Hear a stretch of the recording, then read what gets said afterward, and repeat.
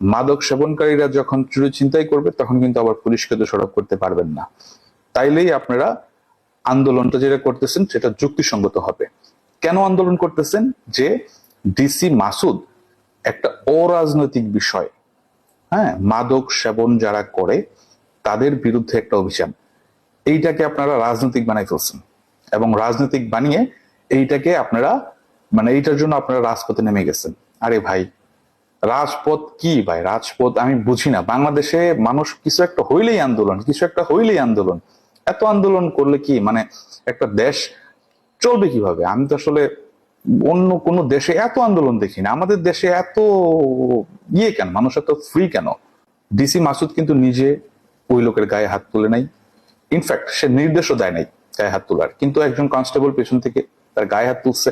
ওইটাকে আমিও ডিসএগ্রি করি। তার মানে এই না যে আবার আমার আন্দোলন করতে হবে। বিষয়টাকে প্রফেশনালি হ্যান্ডেল করা হয় নাই, সেটা আমিও মানি।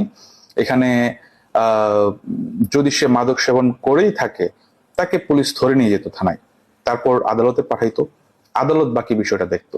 পুলিশের এখানে গায়ে হাত তোলার কোনো প্রয়োজনীয়তা আমি দেখতেছিলাম না, এই জন্য কারণ লোকটা পালাইও যাচ্ছিল না, কোঅপারেটিভ মনে হইতেছিল, কিন্তু তার ম্যানার একটু কম ছিল।